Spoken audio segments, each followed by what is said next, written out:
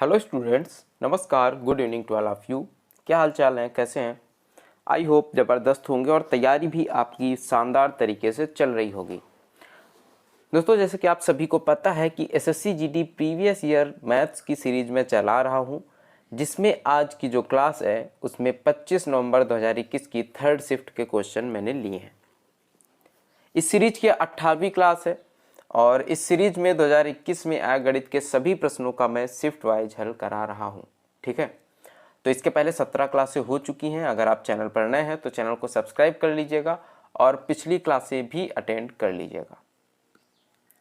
आगे बढ़ते हैं आज के प्रश्नों की तरफ, और उससे पहले देखेंगे कि रीजनिंग की प्रीवियस ईयर सीरीज भी चल रही है। डेली सुबह 6 बजे इसकी क्लास होती है और रीजनिंग में 2021 में आए प्रश्नों का भी हल करा रहा हूँ। ठीक है, तो अगर आप एसएससी जीडी की तैयारी कर रहे हैं तो रीजनिंग और मैथ्स आप पढ़ सकते हैं, जिससे आपको बहुत ज़्यादा हेल्प मिलेगी इस एग्ज़ाम के लिए। ठीक है, पहला क्वेश्चन देखिए क्या दिया गया है।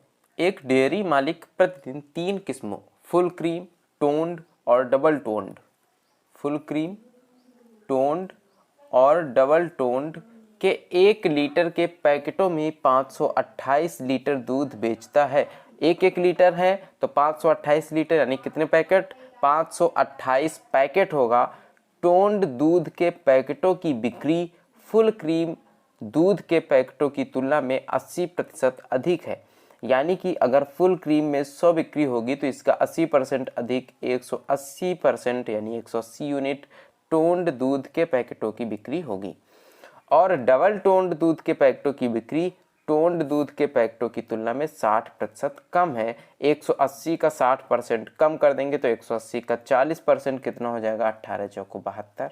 यानी डबल टोन्ड दूध के पैकेटों की बिक्री जो है वह कितनी यूनिट है? 72 यूनिट है। वह प्रतिदिन डबल टोन्ड दूध के कितने पैकेट बेचता है? यानी 72 यूनिट बराबर क्या होगा हमें बताना है। और 528 लीटर टोटल इन सब का योग दिया जा रहा है तीनों को मिला करके। तो तीनों को मिला करके कितना हो रहा है? 2 और 8 7 15 के 5 हाथ से लगाए 1 2 3 352 यूनिट बराबर कितना है? 528 लीटर दूध। डबल टोन्ड पूछा जा रहा है तो डबल टोन्ड 72 यूनिट है। 72 बराबर क्या होगा? 528 बटे 352 गुणे 72। 11 से काट देंगे, 11 तिया 33, 11 दूनी 22 और 11 से इधर काटेंगे तो 11 चौको 44 और 8 11 अट्ठे 88 48 आ जाएगा। 8 चौको 32, 8 छंग 48 6 आ जाएगा। 4 से काटेंगे तो 4 एकम 4, 4 अट्ठे 32 कितना आ जाएगा? 18 गुणे 6 गुणा कर देंगे 6 अट्ठे 48, 6 एकम 6 4 10 108 लीटर यानी 108 पैकेट टोटल यहाँ पर डबल टोन्ड दूध के पैकेट हो जाएंगे। तो 108 कौन से ऑप्शन में सही है? ऑप्शन 3 यहाँ पर आंसर हो जाएगा। ठीक है, क्वेश्चन नंबर 2। ए बी और सी 3 संख्याएं हैं। ए बी से 45% अधिक है और सी ए से 60% कम है। ए बी और सी, ए बी से कितने परसेंट अधिक है? 45%। अगर बी 100 है तो ए कितना होगा? 145 होगा। और सी ए से 60% कम है, यानी सी जो है वह ए का कितना प्रतिशत है? 40% है। तो ए का 40% कितना होगा? 4 पंचे 20, हाथ से लगे 2, 4 चौको 16, 2 18, 4 एकम 4 1 5 कितना आ जाएगा? 58 आ जाएगा। बी सी से कितने प्रतिशत अधिक है? निकटतम पूर्णांक तक बताना है। तो सी से कितना अधिक है? कितने प्रतिशत अधिक है? अगर यहाँ पर देखेंगे, अगर सी 58 है और ए कितना है? 100 है। ठीक है, तो 100 कितना अधिक है 58 से? 58 और 2 60 कितना हो जाएगा? 42। 42 बटे 58 गुणे 100 आ जाएगा। ठीक है, अगर हम 4200 को 58 से भाग कर दें तो कितना आएगा? 58 को भाग कर दें 4200 को 58 से तो 5 7 बार चला जाएगा। 5 अट्ठे 7 अट्ठे 56, 7 पच्चे 35, 5 40 कितना आएगा? 4 और 1 140 आ जाएगा। 5 दूनी 10 कितना आ जाएगा? 2 2 अट्ठे 16 के 6 हाथ से लगा 1 2 पंचे 10 11। तो लगभग यहाँ पर कितना आ जाएगा? 72 के आसपास आ जाएगा दशमलव में कुछ आगे आएगा तो लगभग किसके बराबर होगा, 72%, यानी ऑप्शन 1 के बराबर होगा, क्योंकि देखिए इसके आसपास कोई भी बाकी ऑप्शन नहीं दिया जा रहा है। ठीक है, आगे बढ़ते हैं क्वेश्चन 3 में। 75,000 की धनराशि का वार्षिक आधार पर चक्रवृद्धि होने वाली एक निश्चित वार्षिक ब्याज दर पर 2 वर्षों में प्राप्त चक्रवृद्धि ब्याज कितना है, 6120। तो सबसे पहले तो अमाउंट निकाल लेंगे और जो प्रिंसिपल होगा यानी मूलधन होगा और अमाउंट होगा उसका रेशियो बनाएंगे। 2 वर्षों में है तो अंडर रूट कर देंगे, 1 वर्ष का ब्याज निकालेंगे कितना होगा। तो यहाँ पर मूलधन कितना है, 75,000 है।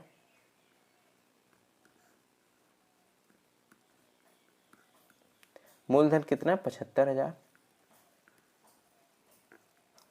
और अमाउंट कितना हो जाएगा, ब्याज प्लस मूलधन, यानी कितना हो जाएगा, 81,120। ठीक है, 0 से 0 कैंसिल होगा। अगर 4 से काटे तो 4 एकम 4, 3 7, तो 4 8 32 और 3 35, तो 4 7 28, 4 5 20, 1875 अनुपात यहाँ पर कितना हो जाएगा, 4 दूनी 8, 0, 4 दूनी 8, 4 8 32। अब 3 से कट जाएगा तो 3 छंग 18, 3 दूनी 6, 3 पची 15, 3 से कटेगा 3 छंग 18, 2, 3 सत्ते 21, 3 छंग 18, 625 अनुपात 676 आया है मूलधन और मिश्र धन का अनुपात। ठीक है, 2 वर्षों में प्राप्त ब्याज, 2 वर्षों में यह 625 से 676 हो रही है, तो 1 वर्ष में यह राशि कितनी हो रही होगी, इसका क्या करेंगे, रूट लगा देंगे। 25 से कितनी हो जाएगी, 26 हो रही होगी। यानी अब हमें यहाँ पर रेट ऑफ इंटरेस्ट मिल चुका है। रेट कितना है, 25 में से 1 बढ़ रहा है, तो 1 वर्ष में कितनी ब्याज दर होगी, 4% की होगी। तो दोस्त ब्याज दर कितनी निकल करके आ गई, 4% निकल करके आ गई, वार्षिक ब्याज दर। आगे बोला जा रहा है यदि ब्याज त्रैमासिक आधार पर चक्रवृद्धि होता है। अब देखिए 12 महीने में तो 4% ब्याज है, तो 3 महीने में ब्याज क्या मिलेगा, 4/12 गुणे 3, यानी 3 चौको 12, 4 एकम 4, 1% ब्याज मिलेगा प्रत्येक 3 महीने में। और 1 वर्ष बाद प्राप्त धनराशि क्या होगी पूछा जा रहा है, तो 1 वर्ष में कितना टोटल ब्याज मिलेगा, हर 3 महीने में ब्याज काउंट होगा, तो 12 महीनों में कितने बार ब्याज काउंट होगा, 4 बार ब्याज काउंट होगा। राशि कितनी है, 1 लाख। 1 लाख में 4 बार 1% का ब्याज लगेगा, चक्रवृद्धि ब्याज लगेगा। तो जब पहली तिमाही में ब्याज लगेगा 1%, तो कितना होगा, क्योंकि रेट ऑफ इंटरेस्ट कितना है 1%, तो 1% ब्याज लगेगा, कितना होगा, 1000 होगा। अगली तिमाही में मूलधन का 1000 ब्याज, और इस 1000 का भी 10 रुपए ब्याज लगेगा, 1%। ठीक है, 1 लाख का ब्याज 1000, और इस 1000 का ब्याज 10 और 10 कितना होगा, 20 होगा, और इस 10 का ब्याज 1% निकालेंगे तो 0.1 होगा। ठीक है, अब चौथी तिमाही में क्या होगा, मूलधन का ब्याज 1000, 10, 20, 30 इनका ब्याज, और इसका 0.2, इसका 0.1, कितना होगा, 0.3, 0.3 होगा, और 1 का इतना कम होगा कि उसे जोड़े या ना जोड़े कोई फर्क यहाँ पर नहीं पड़ने वाला है, 0.001 होगा। ठीक है, तो नहीं काउंट करेंगे तब भी कोई दिक्कत नहीं होगी। अब यहाँ पर देखें कितना है, 1 2 3 4, 4000 यह ब्याज है, यह केवल क्या है, ब्याज है। 3 2 5 1 6 60, और यहाँ पर 0.31 कितना होगा, 4 होगा, तो कितना आ जाएगा, 4060.4। यह क्या है, ब्याज है, चक्रवृद्धि ब्याज है। और राशि कितनी होगी, कितनी धनराशि प्राप्त होगी, तो प्लस 1 लाख, तो कितनी होगी, 1,04,060 ब्याज में राशि जो है वह प्राप्त होगी। इसमें क्या करेंगे, 1 लाख को ऐड कर देंगे। ठीक है, कितनी हो जाएगी टोटल, 1,04,060.40। ऑप्शन कौन सा, 4 यहाँ पर सही हो जाएगा।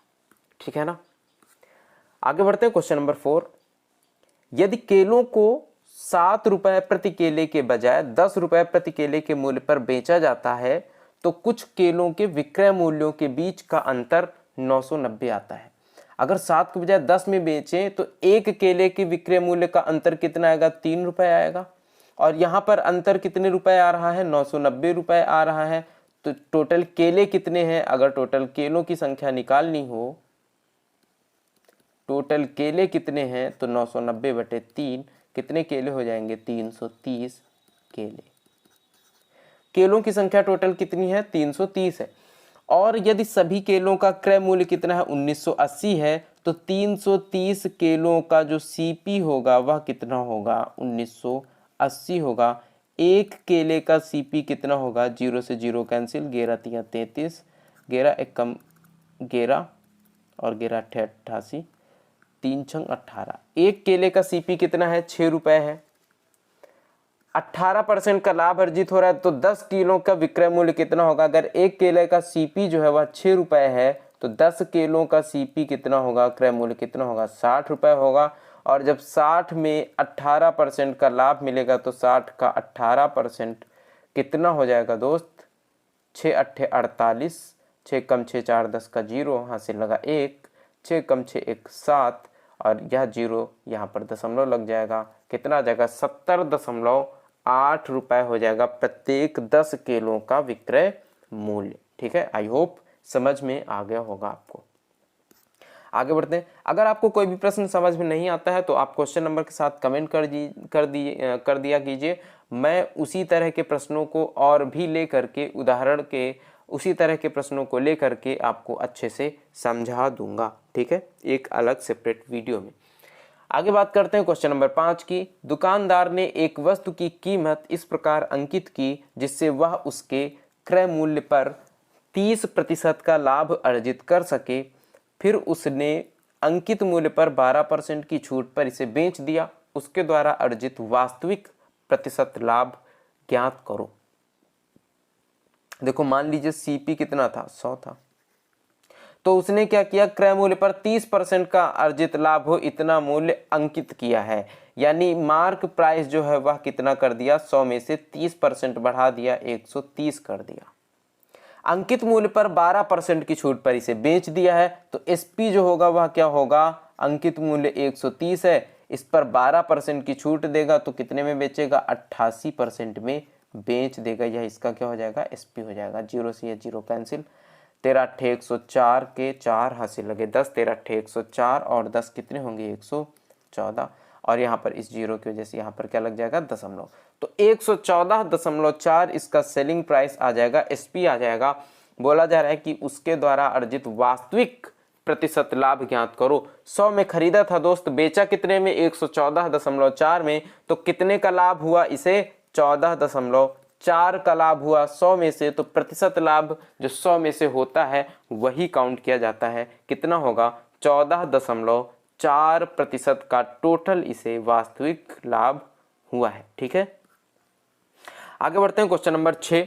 10 और 20 के बीच 3 के पहले 3 गुणजों के, तो 3 के गुणज कौन होंगे, 10 और 20 के बीच में पहले 3 गुणज लेने हैं, तो 12 15 और 18, यह 3 के गुणज होंगे। और 4 के पहले 2 गुणजों के औसत, तो इनका औसत क्या होगा, 12 15 और 18 का औसत क्या होगा, 15 होगा। 4 के पहले 2 गुणज, तो 4 के पहले 2 गुणज जो 10 और 20 के बीच में हो वह कौन से होंगे, 12 और 16 होंगे। 12 और 16 का औसत क्या होगा, इनके बीच वाली संख्या यानी 14 हो जाएगा। औसत इनका योग करके बटे 2 कर देंगे, कितना आ जाएगा, 14 आ जाएगा। औसत के बीच का अंतर ज्ञात करो, तो इनका औसत 15 है, इनका औसत 14, इनके बीच का अंतर क्या होगा, 1 होगा। बस यहाँ पर ऑप्शन 4 1 सही होगा। ठीक है, आगे बढ़ते हैं क्वेश्चन नंबर 7। 51 x 72 और 96 समानुपाती है। 51 अनुपात x समानुपात 72 अनुपात 96 है। तो 2x + 8 और x + 13 के बीच मध्यानुपात कितना होगा। ठीक है, अब देखें, यहां पर अंदर अंदर वाली संख्याओं का गुणा करा लेंगे और बाहर बाहर वाली संख्याओं का गुणा करा लेंगे। तो 72x बराबर कितना होगा, 96 × 51। तो x बराबर कितना होगा, 96 × 51 बटे 72। 8 से काटेंगे तो 8 नया 72 और 8 कम 8, 8 दूनी 16। 3 से काटेंगे 3 चौको 12, 3 त्रिका 9, 3 से काटेंगे 17 और 17 चौको कितना हो जाएगा 68। तो दोस्त x बराबर कितना आया है 68 आया है। तो 2x + 8 कितना होगा? 68 का गुणा 2 से करेंगे, 2 अट्ठे 16, 2 छाके 12, 1 13, 136 + 8 और x + 13, 68 + 13 कितना होगा 8 3 11 के 1 हाथ से लगा 1 7 1 8 कितना होगा 81। 136 + 8 गुणे 81 बराबर मध्यानुपात क्या होता है? मध्यानुपात बराबर b² बराबर क्या होता है a × c। a होता है प्रथमानुपात और c होता है तृतीय अनुपात, b होता है मध्यानुपात और मध्यानुपात ज्ञात करना है तो b² बराबर क्या होगा प्रथमानुपात गुणे तृतीय अनुपात। b² बराबर कितना आ जाएगा 144 गुणे 81। तो b बराबर कितना आ जाएगा, इसका वर्गमूल कितना होगा 12 गुणे 81 का वर्गमूल 9, तो 12 नहीं है कितना होगा 108। ऑप्शन 2 यहाँ पर राइट आंसर हो जाएगा। मध्यानुपात कितना होगा इनका 108 होगा। ठीक है, आगे बढ़ते हैं क्वेश्चन नंबर 8। a और b 8:9, b और c 12:55, तो a/b/c का मान क्या होगा? a b c। a/b कितना है 8 और 9, b/c कितना है 12 और 55। 9 को इधर बढ़ा देंगे आगे, 12 को इधर आगे बढ़ा देंगे, इनका गुणा करा देंगे तो कितना आ जाएगा 9 × 5 = 45, 9 × 5 = 45 और 4 49 अनुपात 9 दूनी 18, 9 एकम 9 1 10 अनुपात 8 दूनी 16, 8 एकम 8 1 9 96। क्या संख्या 3 से कट रही हैं? सबकी सब बिल्कुल कट रही हैं, तो 3 से काट लेंगे। 3 त्रिका 9, 3 दूनी 6, 3 त्रिका 9, 3 छंग 18, 3 एकम 3, 3 छंग 18, 3 पच्ची 15। कितना अनुपात आ गया है a/b/c 32:36:165 और यह किस ऑप्शन में है 32 36 165। ऑप्शन 3 यहाँ पर राइट आंसर हो जाएगा। ठीक है, आगे बढ़ते हैं क्वेश्चन नंबर 9। एक निश्चित धनराशि एक समान वार्षिक साधारण ब्याज दर से 4 वर्ष में 12,420 और 7 वर्ष में 14,985 हो जाते, तो वह धनराशि कितनी है? देखिए 4 वर्ष में राशि हो रही है या 7 वर्ष में इतनी राशि हो रही है, इनके बीच का अंतर कितना है 3 वर्ष। और साधारण ब्याज है ना, हर साल बराबर मात्रा में बढ़ रहा है, तो 3 वर्षों में जो यहाँ पर पैसे या रुपए बढ़े हुए हैं वह क्या होगा 3 वर्षों का ब्याज ही होगा। तो 3 वर्षों का ब्याज क्या होगा, इनका अंतर निकाल लेंगे, कितना आ जाएगा 5, 8 में से 2 गया 6 और 9 में से 4 गया 5, 4 में से 2 गया 2, 2565 जो है इनके 3 वर्ष का ब्याज होगा। तो 1 वर्ष का ब्याज क्या होगा, वह धनराशि हमें ज्ञात करनी है, तो 1 वर्ष का ब्याज क्या होगा 3 से भाग कर देंगे, 3 अट्ठे 24, 3 पच्ची 15, 3 पच्ची 15। 4 वर्षों में राशि कितनी हुई थी 12,420, 4 वर्षों का मिश्र धन है ना 12,420। अगर इसमें हम 4 वर्षों का ब्याज घटा दें तो मूलधन हमें मिल जाएगा और वही हमें बताना है कितना है। तो 4 वर्षों का ब्याज क्या होगा 4 पंचे 20, 4 पंचे 20 2 22, 4 अट्ठे 32 और 2 कितना होगा 34, 3420 4 वर्ष का ब्याज है, जिसे हम क्या करेंगे 12,420 में से घटा देंगे माइनस 3420, कितना बचेगा 0,009। तो यहाँ पर आंसर कितना आ जाएगा 9,000, यानी मूलधन जो होगा वह कितना होगा दोस्त 9,000 होगा। ठीक है, आगे बढ़ते हैं क्वेश्चन नंबर 10। एक वृत्ताकार भूखंड का परिमाप जो है वह कितना है 440 मीटर और वृत्ताकार यानी वृत्त का परिमाप क्या होता है 2πr, कितना है 440 मीटर है। इसके परितः 5 मीटर चौड़ा वृत्ताकार पथ है। देखो एक यह भूखंड कितना है 440 इसका परिमाप है और इसके परितः यानी कि इसके बाहर यहां पर 5 मीटर चौड़ा एक वृत्ताकार पथ इसी तरह से बना दिया गया है। पथ का क्षेत्रफल क्या होगा बताना है। पाई का मान 22/7 आपको मानना है। इस पथ का क्षेत्रफल आपको निकालना है। या कितने मीटर चौड़ा रास्ता है? 5 मीटर है। तो सबसे पहले हम इस वृत्त की त्रिज्या निकाल लेंगे r। या कितनी होगी? 2 गुणे 22/7 गुणे r बराबर कितना है? 440। 22 दूनी 44 से यह काट देंगे, 10 आ जाएगा। r बराबर कितना होगा? 7 धाम 70। यह r कितना आया है? 70 आया है। और इस बाहर वाले वृत्त की, क्योंकि यह भी क्या होगा? एक वृत्ताकार पथ है, तो वृत्त जैसा होगा। इसकी त्रिज्या क्या होगी? 5 सेंटीमीटर चौड़ाई ये है, 5 मीटर चौड़ाई है इसकी, तो कितना होगा? 75 होगा। अब देखिए, हमें इस रास्ते का क्षेत्रफल निकालना है ना। अगर हम इस बड़े वाले वृत्त का क्षेत्रफल निकालें और उसमें से इस छोटे वाले वृत्त के क्षेत्रफल को घटा दें, तो इस रास्ते का क्षेत्रफल हमें मिल जाएगा। ठीक है, तो इस बड़े वाले वृत्त का क्षेत्रफल क्या होगा? सबसे पहले तो वृत्त का क्षेत्रफल क्या होता है? पाई आर स्क्वायर। वृत्त का क्षेत्रफल क्या होता है? पाई आर स्क्वायर होता है। पाई को कॉमन कर लेते हैं, क्योंकि हमें क्या करना है? माइनस करना है। पाई आर स्क्वायर, ये बड़े वाले आर को बड़े वाले आर में से छोटे वाले आर को माइनस कर देंगे, तो 75 का स्क्वायर माइनस 70 का स्क्वायर। क्लियर है? पाई का मान रख देंगे 22/7 गुणे A square minus B square, formula लगा देंगे। 7 7 14, 145 गुणे 7 में से घटा देंगे, कितना आ जाएगा? 5 आ जाएगा।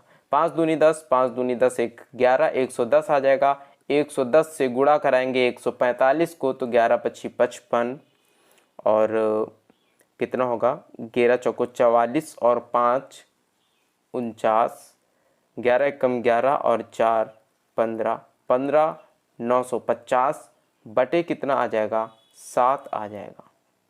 7 से भाग कर देंगे तो कितना आएगा? 7 दूनी 14, 1 इधर आया, 7 दूनी 14 इधर आया 5, तो 7 सत्ते 49, 6 7 अट्ठे 56, 4 7 पंचे 35, 5 और 7 सत्ते 49। इस तरह से यहाँ पर आएगा। तो यह किसके समान होगा?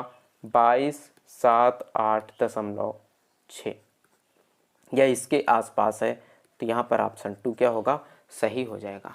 ठीक है, ध्यान क्या रखना है कि हमें इस रास्ते का क्षेत्रफल चाहिए, तो हम बड़े वाले वृत्त का क्षेत्रफल निकाल करके उसमें से छोटे वाले वृत्त का क्षेत्रफल निकालेंगे और माइनस कर देंगे, बस हमें रास्ते का क्षेत्रफल मिल जाएगा। ठीक है, आगे बढ़ते हैं क्वेश्चन नंबर 11 की तरफ।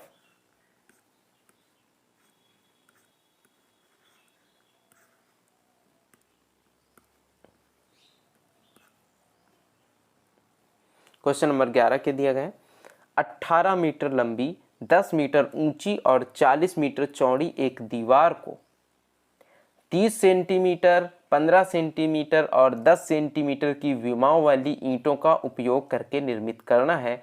कितनी ईंटों की आवश्यकता होगी? मैंने क्या बताया था? अगर वहाँ पर कोई सामान हो जिससे हमें किसी दूसरे सामान को निर्मित करना हो, तो उनका क्या बराबर होना चाहिए? आयतन बराबर होना चाहिए। अगर हमें ईंटों और दीवार, क्योंकि ईंटों से क्या बनानी है? दीवार बनानी है, तो ईंटों और दीवारों का जो दीवार है उनका आयतन बराबर होना चाहिए, तभी तो उन ईंटों से वह दीवार बन करके तैयार होगी। तो कितनी ईंटें होंगी नहीं पता है, मान लेते हैं कि x ईंटें होंगी। टोटल ईंटों की संख्या कितनी होगी? x होगी। ठीक है, अब ईंटों का आयतन कितना है? 30 सेंटीमीटर, 15 सेंटीमीटर और 10 सेंटीमीटर। तो x इंटू इनका आयतन निकालने के लिए क्या करेंगे? लंबाई गुणे चौड़ाई गुणे ऊंचाई, क्योंकि एक घनाभ का आयतन क्या होता है? ईंट कैसा होता है? एक घनाभ के आकार का होता है। इस तरह से होता है ना ईंट, यह एक घनाभ जैसा होता है, तो इसका आयतन क्या होता है? लंबाई चौड़ाई इंटू ऊंचाई। तो 30 गुणे 15 गुणे 10, 30 गुणे 15 गुणे 10, यह सब काहे में है? सेंटीमीटर में है, ध्यान रखना है। आगे देखिए, यहाँ पर जो लंबाई है और चौड़ाई है और ऊंचाई है दीवार की, वह कितनी है? 18 मीटर लंबी है। 18 मीटर लंबी है, तो सेंटीमीटर में इसे बदल लेंगे। कितना होगा? 1 मीटर बराबर 100 सेंटीमीटर, तो 1800 सेंटीमीटर लंबी दीवार है गुणे 10 मीटर यानी कि 1000 सेंटीमीटर ऊंची दीवार है और 40 सेंटीमीटर चौड़ी दीवार है। तो इन दोनों का अब आयतन बराबर हो गया है। कितने यहाँ पर ईंटें हैं? x ईंटें हैं। इनका पक्षांतर कर देंगे तो यह सब बटे में चला जाएगा। x बराबर कितना हो जाएगा? 1800 गुणे 1000 गुणे 40 बटे कितना होगा? 30 गुणे 15 गुणे 10। ठीक है, जीरो से यह जीरो कैंसिल हो जाएगा। 30 इससे काट देंगे, 3 छंग 18, 60 आ जाएगा। 15 चौको 60, 4 चौको 16, तो x बराबर क्या आ जाएगा? 16 गुणे 1000 कितने हजार हो जाएगा? 16000। ये इसका मतलब क्या है कि ईंटों की संख्या कितनी होगी? कितने ईंटों की आवश्यकता होगी? तो 16000 ईंटों की आवश्यकता होगी। लेकिन दोस्तों देखें यहाँ पर ऑप्शन कौन सा सही होगा? तो यहाँ पर प्रश्न को पढ़ें, कितनी ईंटों हजारों में आवश्यकता है। तो क्या 16000 का मतलब क्या है कि 16000 तो यहाँ पर ऑलरेडी लिखा हुआ है। क्या 16000 हजार ईंटें, यानी इसके बाद भी क्या 3 जीरो बढ़ा दिए जाएं, इतनी ईंटें लगेंगी? जी नहीं, 16000 ईंटें लगेंगी। यहाँ पर हजारों में बोला जा रहा है तो इसका मतलब हम आंसर क्या करेंगे? 16। ठीक है, क्योंकि यहाँ पर हजार ऑलरेडी लगाया गया है। तो कितनी ईंटों की आवश्यकता होगी? 16000 ईंटों की आवश्यकता होगी। ऑप्शन 3 यहाँ पर सही होगा। तो इस तरह से ध्यान रखिएगा, क्योंकि अगर आपका 16000 आएगा तो आप फटाफट से क्या करेंगे? 16000 को ही सही टिक करेंगे और आगे बढ़ जाएंगे, जो कि गलत हो जाएगा क्योंकि यहाँ पर हजार में दिया गया है। यानी यहाँ पर जो ऑप्शन दिए गए हैं इनके आगे आपको हजार ऑटोमेटिक लगा करके समझना है। ठीक है, आगे बढ़ते हैं। क्वेश्चन नंबर 12, पहली 4 अभाज्य संख्याओं के लघुत्तम समाप वर्त। तो पहली 4 अभाज्य संख्याएं कौन कौन सी हैं? 2, 3, 5 और 7। इनके एलसीएम की अगर बात करी जाए तो इनका गुणा ही क्या होगा? इनका एलसीएम होगा। तो 7 पंचे 35, 35 दूनी 70, 7 त्रिका 21, यानी 210 ही क्या होगा? इनका एलसीएम होगा। का पहली 3 भाज्य संख्याओं के महत्तम समाप वर्तक एचसीएफ से अनुपात ज्ञात करें। तो पहली 3 भाज्य संख्याएं कौन कौन सी होंगी दोस्त? 4, 6, 8 और 9। यह कौन कौन सी संख्याएं हैं? यह पहली 3 भाज्य संख्याएं चाहिए, 4 नहीं चाहिए। तो पहली 3 भाज्य संख्याएं कौन कौन सी हैं? 4, 6 और 8। इनका एचसीएफ क्या होगा? इनका एचसीएफ होगा 2, क्योंकि 2 ऐसी बड़ी से बड़ी संख्या है जिसे 4, 6 और 8 तीनों को विभाजित किया जा सकता है। तो इन दोनों का अनुपात निकालना है। 210 अनुपात 2, 2 से काट देंगे, 2 एक कम 2, 2 एक कम 2, 0, 2 पंचे 10, 105 अनुपात 1, यानी ऑप्शन 2 यहाँ पर राइट आंसर हो जाएगा। ठीक है, आगे बढ़ते हैं। क्वेश्चन नंबर 13, क्या होगा इसमें? सबसे पहले ऑफ को सॉल्व करेंगे तो 10 माइनस 378 भागित 9 छाके 54 और माइनस 25 माइनस 72 को भाग कर देंगे 3 से, कितना आ जाएगा? 3 दूनी 6, 3 चौको 12, 24 आ जाएगा। 54 से 378 को भाग करेंगे तो 7 चौको 28, 7 पंचे 35, तो 37, 7 बार कटेगा। तो यहाँ पर कितना आ जाएगा? 10 माइनस 7 माइनस 24 माइनस 1 25, तो 1 आ जाएगा। यहाँ पर कितना आएगा? 7 माइनस 1 6, तो 10 माइनस 6 बराबर कितना होगा? 4 होगा। ऑप्शन 3 यहाँ पर राइट आंसर हो जाएगा। ठीक है, आगे बढ़ते हैं। क्वेश्चन नंबर 14, दुकानदार ए 500 रुपए के अंकित मूल्य पर 8% और 12% की 2 क्रमिक छूट देता है। अगर यह 500 रुपए अंकित मूल्य है, 8% की छूट देगा तो 92% में बेचेगा और 12% की छूट देगा तो 88% में बेचेगा। तो यह कितने में बेचेगा? सबसे पहले तो यह देखेंगे। ठीक है, 0 से 0 कैंसिल, 5 से इसे काट देंगे, 5 दूनी 10 आ जाएगा 20, 2 से इसे काट देते हैं, कितना आ जाएगा? 44 आ जाएगा। ठीक है, 44 बटे कितना है? 10 है। तो 44 से इसको गुणा कर लेते हैं, कितना हो जाएगा? 4 दूनी 8, 4 नहीं 36 और 368 कितना होगा 8, 8 6 14 के 4, हासिल लगे 1, 7 3 10 का 0, हासिल लगा 1, कितना आएगा 40 48 और बटे में कितना है 10, तो 404.8 यहाँ पर होगा। तो जो विक्रय मूल्य होगा वह कितना होगा 404.8। इनके विक्रय मूल्यों में हमें अंतर बताना है। तो अगर इस तरह से क्रमिक छूट देगा तो विक्रय मूल्य कितना होगा 404.8। अब अगर इसे 20% की एकल छूट देता है तो 500 गुणे 20 की छूट देगा 80% में बेचेगा, बटे कितना होगा 100, 0 से 0 कैंसिल, 5 8 40, कितना होगा 400 में बेच देगा। तो इनके विक्रय मूल्य के बीच का अंतर कितना है, यहाँ पर देखिए कितना अंतर है 4.8 रुपए का यहाँ पर अंतर है। तो यहाँ पर ऑप्शन 4 सही हो जाएगा, 4.80 रुपए। ठीक है, आगे बढ़ते हैं। क्वेश्चन नंबर 15, वह छोटी से छोटी संख्या कौन सी है जो 4 से 9 तक की सभी संख्याओं से विभाज्य है। 4 से लेकर के 9 तक की जितनी भी संख्याएं हैं सभी संख्याओं से विभाज्य होगी। तो 4, 5, 6, 7, 8 और 9 इन संख्याओं का क्या करना है, एलसीएम निकाल लेना है और वही एलसीएम क्या होगा, आंसर होगा। एलसीएम निकाल लेते हैं, 2 से भाग करेंगे, 2 दूनी 4, 5 और 2 तियां 6, 7, 2 चौको 8, 9। ठीक है, फिर 2 से भाग कर देंगे, 2 एकम 2, 5, 3, 7, 2 दूनी 4, 9। 3 से एक बार भाग कर देते हैं, 1, 5, 3 एकम 3, 7, 2, 3 का 9।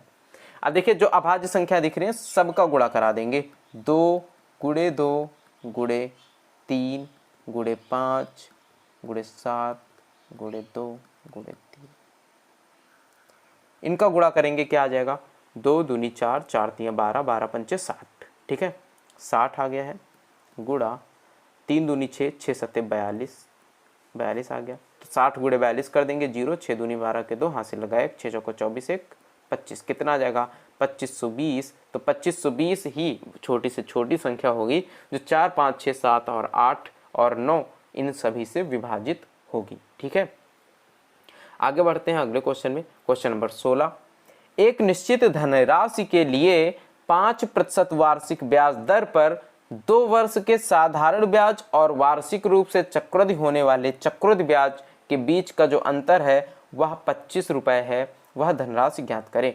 तो जो रेट दिया गया है ना 5%, हम इसका क्या करेंगे, फ्रैक्शन बना लेंगे, क्या आ जाएगा 1/20 आ जाएगा। 2 वर्ष के लिए है तो इस जो बटे में संख्या है इसका स्क्वायर करेंगे, 2 दूनी 4 और मान लेंगे कि यह 400 ही क्या है दोस्त, मूलधन है। थोड़ी देर के लिए मान लेते हैं मूलधन है। और 2 वर्ष के लिए 5% का ब्याज लगना है तो 2 वर्ष 5% ब्याज लगाएंगे, 400 का 5% कितना होगा 20 होगा। और दूसरे वर्ष 400 का 5% 20 यहाँ पर ब्याज लगेगा और इस ब्याज का भी 5% जो 20 है इसका 5% कितना 1 ब्याज लगेगा। और चक्रवृद्धि ब्याज और साधारण ब्याज, साधारण ब्याज क्या है जो मूलधन पर लगता है 20 और 20 यह साधारण ब्याज है और यह टोटल जो है यह चक्रवृद्धि ब्याज है। तो चक्रवृद्धि ब्याज और साधारण ब्याज के बीच में अंतर कितना है, 1 यूनिट का है। 1 यूनिट बराबर कितना दिया गया है 25 रुपए दिया गया है। तो 400 यूनिट मूलधन बराबर कितना होगा 400 गुणे 25, 25 चौको 100 और डबल 0 आगे लगा देंगे, कितना हो गया 10,000। यानी यहाँ पर जो राशि है मूलधन है वह कितना होगा 10,000 रुपए होगा। ठीक है, आगे बढ़ते हैं। क्वेश्चन नंबर 17, एक वस्तु को 2,900 रुपए में बेचकर एक दुकानदार 16% का लाभ अर्जित करता है। यदि उसने इसे 3,050 में बेचा होता तो उसका प्रतिशत लाभ क्या होता। देखिए जब 2900 में बेच रहा है तो यह कितने यूनिट के बराबर है, 2900 रुपया कितने यूनिट के बराबर है, 16% का लाभ मिलता है तो 116 यूनिट के बराबर है। तो 3,050 रुपए कितने यूनिट के बराबर है दोस्त, 116 बटे यहाँ पर 2900 गुणे कितना कर देंगे 3,050 कर देंगे। ठीक है, 29 से इसे काट देंगे, 29 एकम 29 और 4 बार जाएगा ना, 4 ने 36, 4 दूनी 8, 3 11, 4 बार आ जाएगा, 4 यहाँ पर आ जाएगा। 4 बटे कितना होगा 100 होगा, 0 से 0 कैंसिल हो जाएगा, 4 से गुणा करा देंगे तो 4 पंचे 20, 4 तियां 12 और बटे कितना है 10, 0 से 0 कैंसिल, कितना आ जाएगा 122। यानी कि कितना लाभ होगा जब 16% लाभ हो रहा था तो क्या लिखा 116, यानी 100 में प्लस किया था, 122 आया है तो इसमें क्या करेंगे 100 माइनस कर देंगे तो कितना परसेंट लाभ आएगा, 22% लाभ आ जाएगा। ऑप्शन 3 यहाँ पर राइट आंसर हो जाएगा। ठीक है, आगे बढ़ते हैं। क्वेश्चन नंबर 18, 7,800 रुपए की धनराशि को ए, बी और सी में इस प्रकार विभाजित किया जाता है कि बी का हिस्सा ए के हिस्से का 1/3 है, बी बराबर है ए के 1/3 के। तो अगर यहाँ पर b और अनुपात a किया जाए तो कितना आ जाएगा 1/3, यानी a अनुपात b किया जाए तो 3:1 आ जाएगा। b अगर 1 है तो a कितना है 3 है। ठीक है, और c का हिस्सा b के हिस्से से 20% अधिक है। c का जो हिस्सा है वो b के हिस्से से कितने परसेंट अधिक है, 20%। अगर b 100 है तो यह कितना है 120 है। इसे अनुपात में बदलेंगे, काट लेंगे तो कितना आ जाएगा 6 और इधर कितना आ जाएगा 5, यानी b अगर 5 है तो a कितना है दोस्त 6 है। तो b अनुपात c कितना होगा 5:6 होगा। a का हिस्सा ज्ञात करना है, a कितना होगा, तो a, b और c यहाँ पर लिख लेंगे। a अनुपात b कितना है 3:1 और b अनुपात c कितना है 5 और 6, 1 इधर बढ़ाएंगे 5 इधर बढ़ाएंगे, 6 एकम 6, 5 एकम 5 और 3 पची 15, 15 5 20 6 26, टोटल 26 यूनिट बराबर कितना है 7800 है। तो 1 यूनिट बराबर कितना हो जाएगा 300 हो जाएगा, 26 3 78 300 हो जाएगा। ए का हिस्सा ज्ञात करना है, ए का हिस्सा कितना है 15 यूनिट है तो 15 3 45, 00 कितना हो जाएगा 4500 रुपए, यानी ऑप्शन 1 यहाँ पर राइट आंसर होगा। ठीक है, आगे बढ़ते हैं। क्वेश्चन नंबर 19 में ए और बी मिलकर किसी कार्य को 24 दिनों में पूरा कर सकते हैं। ए प्लस बी कितने दिनों में 24 दिनों में, बी और सी मिलकर के उसी कार्य को 30 दिनों में पूरा कर सकते हैं। ए की दक्षता सी की तुलना में दोगुनी है तो बी अकेले उसी कार्य को कितने दिनों में कंप्लीट करेगा, कितना समय लेगा। तो सबसे पहले यहाँ पर 24 और 30 का एलसीएम लेंगे और उसे मान लेंगे टोटल वर्क। कितना आ जाएगा एलसीएम 120 आ जाएगा, 24 पंचे 120, 3 चौको 30 चौको 120। ए और बी की जो क्षमता है वह 5 है, बी और सी की क्षमता जो है वह 4 है। कहा जा रहा है कि ए की दक्षता सी की तुलना में दोगुनी है। तो जहां पर ए लिखा हुआ है उस जगह पर हम 2c कर सकते हैं, 2c प्लस बी बराबर कितना है 5 और यहाँ पर b प्लस सी बराबर कितना है 4 है। ठीक है, अगर इन दोनों को माइनस कर देते हैं तो माइनस माइनस b से b कैंसिल हो जाएगा, 2c में से c घटेगा तो c की क्षमता कितनी आ जाएगी दोस्त 1 आ जाएगी। c की क्षमता 1 है तो बताएं b की क्षमता कितनी है। b और c मिला करके कितना काम कर रहे हैं 4 कर रहे हैं, c की क्षमता 1 है तो b की क्षमता कितनी है 3 आ जाएगी ना। और जब b की क्षमता 3 है तो 120 काम करने में कितना समय लगेगा 120/3, 3 चौको 12, यानी यहाँ पर इसे 40 दिन लगने वाले हैं। तो ऑप्शन ए सही हो जाएगा। ठीक है, आगे बढ़ते हैं। क्वेश्चन नंबर 20, समान लंबाई की 2 ट्रेनें ए और बी समांतर पटरियों पर एक ही दिशा में क्रमशः 64.8 किलोमीटर प्रति घंटा और 50.4 किलोमीटर प्रति घंटा की चाल से चल रही है। देखो अगर एक ही दिशा में चल रही है तो जो इनकी सापेक्ष चाल है ना वह क्या होगी माइनस हो जाएगी, यानी 64.8 माइनस 50.4 किलोमीटर प्रति घंटा हो जाएगी। जब इसे घटाएंगे सापेक्ष चाल को तो कितना बचेगा यहाँ पर 4.4 और 1 14.4 किलोमीटर प्रति घंटा आएगी। ट्रेन ए ट्रेन बी को 1 मिनट में पार करती है। दोनों की लंबाइयां सेम है, समान है। ट्रेन ए ट्रेन बी को, तो दोनों की लंबाई मान लेते हैं, एक ट्रेन की लंबाई x है तो दोनों की लंबाई कितनी हो जाएगी 2x। तो जो टोटल डिस्टेंस होगी पार करने के लिए वह कितनी चलनी होगी 2x चलनी होगी। और स्पीड कितनी है 14.4 किलोमीटर प्रति घंटा है। तो टोटल स्पीड बराबर क्या, टोटल डिस्टेंस बराबर क्या होगा चाल गुणे समय, 14.4 किलोमीटर प्रति घंटा गुणे समय कितना है 1 मिनट है, इसे घंटे में बदलेंगे तो बटे 60 हो जाएगा। तो यह जो चाल आई है यह जो लंबाई आई है ये किस में आएगी किलोमीटर में आएगी, क्योंकि यहाँ पर चाल किलोमीटर प्रति घंटे में है और समय घंटे में है। यहाँ पर जो चाल आएगी वो किस में आएगी दोस्त किलोमीटर में आएगी। और अगर इसे मीटर में बदलना है तो 1000 से गुणा करना पड़ेगा। ठीक है, प्रत्येक ट्रेन की लंबाई बतानी है तो x का मान हमें ज्ञात करना है, जबकि यह किसके बराबर है, 2x के बराबर है। तो 6 0 से 0 कैंसिल हो जाएगा, 6 से काटेंगे कितना आ जाएगा, 6 दूनी 12, 6 चौको 24, 2.4 गुणे कितना है 100 है तो कितना आ जाएगा 24 0, 240 आ जाएगा 2x बराबर। तो x बराबर कितना आएगा 120, यानी प्रत्येक ट्रेन की लंबाई कितनी है 120 मीटर है। ठीक है ना। आगे बढ़ते हैं क्वेश्चन नंबर 21 में। कोई व्यक्ति 1000 मीटर लंबा पुल 6 मिनट में पार करता है, उसकी चाल किलोमीटर प्रति घंटे में ज्ञात करो। कितनी है, किलोमीटर प्रति घंटे में कितनी है। डिस्टेंस दिया गया है 1000 मीटर और टाइम दिया गया है 6 मिनट। तो इसे हम क्या करेंगे, इसे हम सेकंड में बदल लेंगे। तो 6 मिनट सेकंड में कितना हो जाएगा, 6 गुणे में 60 सेकंड। ठीक है। और हमें स्पीड निकालनी है, स्पीड क्या होगी, तो स्पीड बराबर क्या होता है, डिस्टेंस अपॉन टाइम होता है। डिस्टेंस कितना है 1000 मीटर बटे 6 छाके 36, 360 सेकंड होगा। अब ये मीटर प्रति सेकंड में इसकी स्पीड आ गई है और चाल बतानी है किलोमीटर प्रति घंटे में, तो इसे किलोमीटर प्रति घंटे में बदलने के लिए 18/5 से गुणा करा देंगे। 0 से 0 कैंसिल हो जाएगा, 18 दूनी 36 और 5 दूनी 10 से यह 0 कैंसिल हो जाएगा, कितना आ जाएगा 10 किलोमीटर प्रति घंटा। ऑप्शन 2 यहाँ पर राइट आंसर हो जाएगा। ठीक है। आगे बढ़ते हैं क्वेश्चन नंबर 22। इसे सॉल्व करना है तो सबसे पहले रेखा कोष्ठक को सॉल्व करते हैं, फिर छोटा, फिर मझिला, फिर बड़ा। ठीक है। तो सबसे पहले 72 minus 20 minus 10 minus 6 minus 6 minus 4 कितना होगा, 2 हो जाएगा। तो 6 माइनस 2 कितना होगा, 4 होगा। और 10 में से 4 घटाएंगे कितना बचेगा, 6। और 20 में से 6 घटाएंगे तो कितना बचेगा, 14 बचेगा। 72 में से 14 घटा देंगे तो कितना बचेगा, 72 माइनस 14।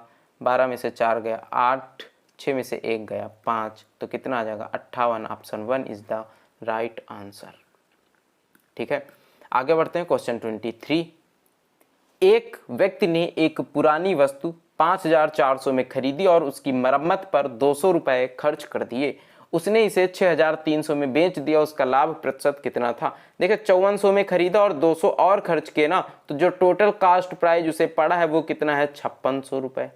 54 प्लस 200 5600। और बेचा कितने में, सेलिंग प्राइस कितना है 6300 रुपए है। तो उसका लाभ कितना हुआ, प्रॉफिट कितना हुआ, प्रॉफिट बराबर 6300 माइनस 5600 007 कितना हुआ, 700 का इसे फायदा हुआ है।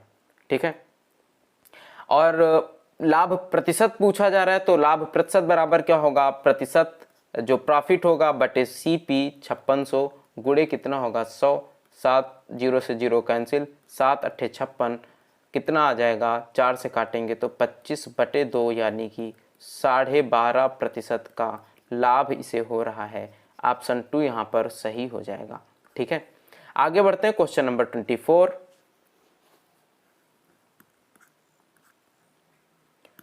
23 छात्रों का औसत भार 53 kg है। 23 लोग हैं टोटल और भार कितना है 53 kg। औसत में, एवरेज में कितना है 53 kg है। एक शिक्षक का भार भी शामिल कर लेने पर, जिसमें एक शिक्षक और प्लस हो जाएगा, तो यहाँ पर टोटल कितने लोग हो जाएंगे, 24 लोग हो जाएंगे। औसत भार में से 100 ग्राम की वृद्धि हो रही है। 24 लोगों के औसत भार में कितने ग्राम की वृद्धि होगी, 100। तो टोटल कितना भार बढ़ेगा 2400 ग्राम। अगर इसे केजी में बदला जाए तो 1000 से भाग कर देंगे, कितना आ जाएगा 2.4 kg टोटल यहाँ पर बढ़ा होगा। तो औसत शिक्षक का भार क्या होगा, शिक्षक का भार, इसका मतलब है कि औसत से 2.4 kg ज्यादा रहा होगा, तभी तो टोटल में बढ़ रहा है ना 2.4 kg। तो शिक्षक का भार कितना होगा 53 प्लस 2.4 kg, यानी 53 2 55.4 kg। ठीक है। तो कौन सा ऑप्शन है इसमें, ऑप्शन 3 यहाँ पर राइट आंसर होगा। Question number 25। बी किसी कार्य को पूरा करने में ए द्वारा लिए गए दिनों की संख्या का 5 गुना लेता है। बी और ए अगर 1 दिन लेता है तो बी कितना लेता है, इसका 5 गुना यानी 5 लेता है। यह इसका क्या है, समय। तो इसकी क्षमता का रेशियो अगर बनाया जाए तो क्षमता का रेशियो समय के रेशियो के अपोजिट होता है। बी की क्षमता क्या है 1 और ए की क्षमता कितनी है 5। ठीक है, एक साथ काम करके वे काम को 15 दिनों में पूरा करते हैं। दोनों की क्षमता मिला दे तो कितनी है 5 1 6 और काम कितने दिन में करते हैं 15, यानी टोटल काम कितना है 15 छक्के 90 है। उसी काम को पूरा करने के लिए ए को अकेले कितने दिन लगेंगे, ए की क्षमता कितनी है 5, तो 5 क्षमता के साथ यह इस काम को कितने दिन में कंप्लीट करेगा 5 या 15 6 का 18 दिन। ए को कितना दिन लगेगा 18 दिन लगेगा। ऑप्शन ए यहाँ पर सही हो जाएगा। तो यह थे आज के 25 प्रश्न। क्लास कैसी लगी आपको कमेंट करके जरूर बताइएगा। अगर आपको किसी भी प्रश्न में कोई भी डाउट है तो कमेंट करके क्वेश्चन नंबर के साथ कमेंट करके मुझे बताइएगा। ठीक है, और अगर क्लास अच्छी लगी हो तो एक लाइक जरूर कर दीजिएगा। आप लोगों को मिलेंगे नेक्स्ट क्लास में, तब तक के लिए बाय बाय। लेकिन उससे पहले मैं आपको यह बता दूं कि अगर आपकी मैथ्स वीक है तो आप इस क्लास को ज्वाइन कर सकते हैं। डेली सुबह 10 बजे टाइप वाइज सोल्यूशन करा रहा हूँ एस.डी. यादव बुक का। ठीक है, तो इस क्लास के साथ आप लोगों को मिलेंगे सुबह। और आज के लिए बस इतना ही, मिलते हैं नेक्स्ट क्लास में। बाय बाय, टेक केयर, जय हिंद।